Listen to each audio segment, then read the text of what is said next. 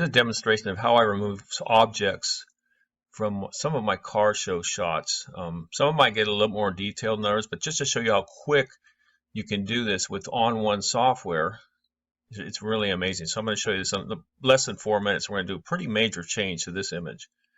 So we'll grab the first image. This is one we're going to make the correction to. What we want to do is take out this arm here and this camera, clean up this background, and remove this object right here, this stand that was sitting next to me. There's no way I could position myself up here to the viewing stand when I was shooting this. So first let's get rid of this stand right here. We're going to select the perfect eraser.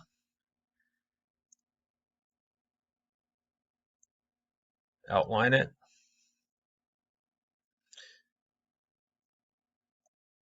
Let it process. And you can see it looks a little bit rough, and I could go and do some more detail in here. And how I would do this is with the clone tool, and I'm going to basically just take this one patch of grass here. I'm going to select a reference area and just kind of move it around and clean it up a little bit. I mean, I could go and do a lot more detail in this for the ease of this demonstration, though, and that looks pretty good. It's not too distracting to the eye. Really hard to pick out. Grab this other piece here. Okay, now let's go ahead and get rid of this arm up here. We'll go back to Magic Eraser. I'm going to make the cursor a little bit smaller so it's a little bit more accurate.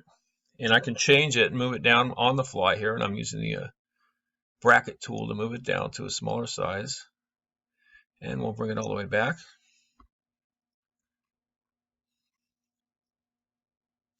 Okay, now you can see this mess. We could use a clone stamp and try and clean it up. It's pretty difficult.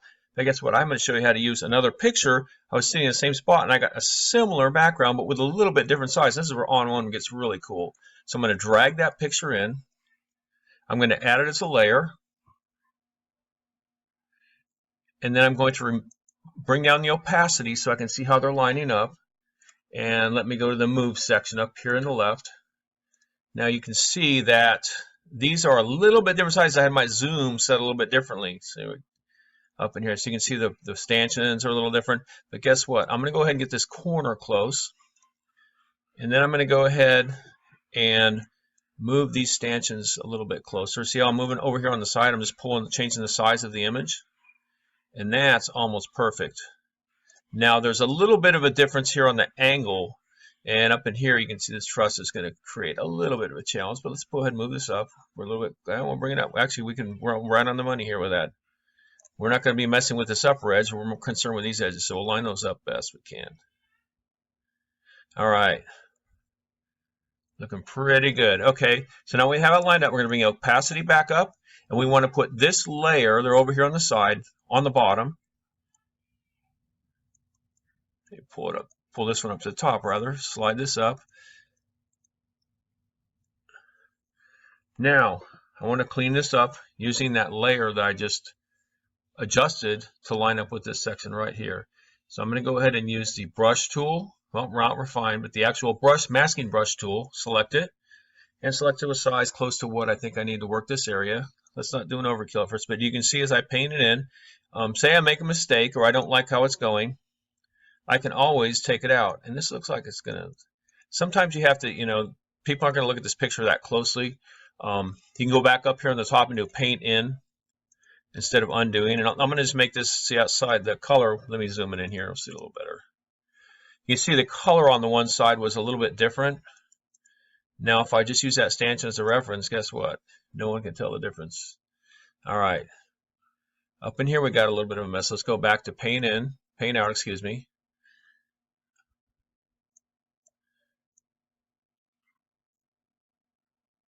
And this is all just experimentations. Something, right? We don't go too far. That looks good. Let's go ahead and clean this up. There's a rose sitting there on the table. That looks good. Let's clean these wires up. And paint the gentleman and his wife sitting in the background at the same table. Same stanchion. And we're looking pretty good. I mean, there's obviously a few more. I could zoom in and more details here. Do you see what I see here? This looks like his twin over here. Two different shots. We'll leave it as it is. I didn't notice that when I grabbed these pictures. Let's go ahead and clean this up a little bit over here. And we got these wires that were there, and they're not in this one. from the camera. And I'm running out of data right here. So what I would do is use the clone stamp to try and build this out here. But for the ease of this demonstration, what I mean is go back to here. I won't really mess with it or dig with it too much. Dig around in here too much with it. First I would have to, before I do that, I have to merge the layers. But let's go ahead and go fit. So if that guy's over there, maybe we could get rid of him. So while we're sitting here, let's go ahead back to the masking brush quickly, because there's twins there, and that's kind of bugging me. And we could get away with it.